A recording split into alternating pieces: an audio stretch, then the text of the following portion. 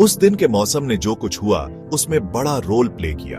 Airport पर तेज हवाएं चल रही थीं, 38 मील प्रति घंटे की रफ्तार से। उड़ती बर्फ ने विजिबिलिटी और भी कम कर दी थी, जिससे लैंडिंग करना मुश्किल हो गया था।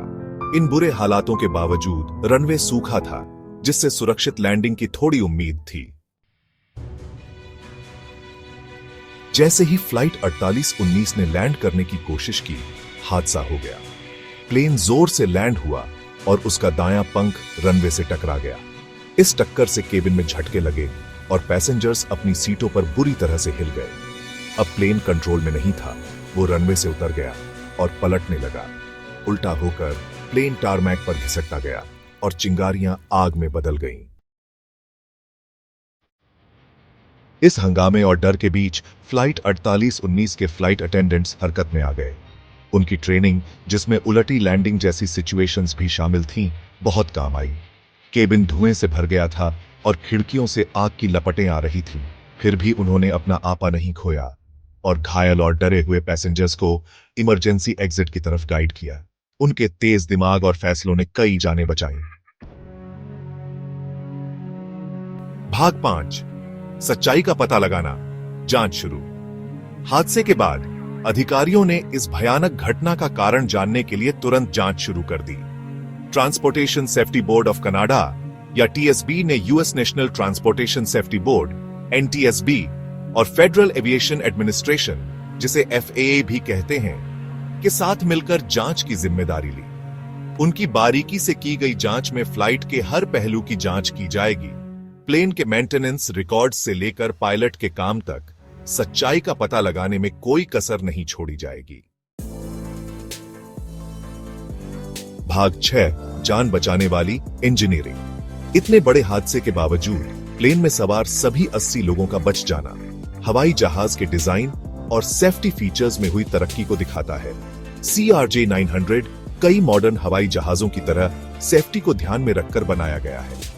इसके टूटने वाले पंख और टेल टक्कर का असर कम करने के लिए डिजाइन किए गए हैं, जिससे पैसेंजर केबिन पर कम जोर पड़ता है। इसके अलावा हवाई जहाज की सीटों में एनर्जी एब्जॉर्बिंग फीचर्स हैं, जो क्रैश के दौरान चोटों को कम करते हैं। भाग 7, मलबे से आवाजें। इस भयानक अनुभव ने फ्लाइट 4819 में बचे लोगों पर गहरा असर छोड़ा। यात्रियों ने टक्कर के डरावने पलों को याद किया। उन्होंने बताया कि कैसे वे उल्टे लटके हुए थे और कैसे लोग एग्जिट के लिए भाग रहे थे। कुछ लोगों ने लैंडिंग के दौरान तेज हवाओं का जिक्र किया, जिससे पता चलता है कि पायलट्स को कितनी मुश्किल सिचुएशन का सामना करना पड़ा। एक पैसेंजर ने अपने फोन पर इस हंगामे को रिकॉर्ड भी कर लिया, जिससे इस घटना का एक डरावना विजुअल अकाउंट मिलता है। भाग 8, एक साथ रिस्पांस, तारीफ और शुक्रिया। हादसे के बाद फर्स्ट रेस्पॉन्डर्स, एयरपोर्ट स्टाफ और बहादुर फ्लाइट अटेंडेंट्स की खूब तारीफ हुई। फ्लाइट अटेंडेंट्स के यूनियन लीडर्स ने खतरे के समय उनकी बहादुरी और प्रोफेशनलिज्म की सराहना की। एविएशन एक्सपर्ट्स ने क्रू की इमरजेंसी प्रोसीजर्स को अच्छी तरह से फॉलो करने की काबिलियत की तारीफ की, जिससे नुकसान कम हुआ। एयरपोर्ट के अधिकारियों ने तेज और कोऑर्डिनेटेड रिस्पांस के लिए शुक्रिया अदा किया और अपने इमरजेंसी प्रोटोकॉल्स की असरदारता पर जोर दिया।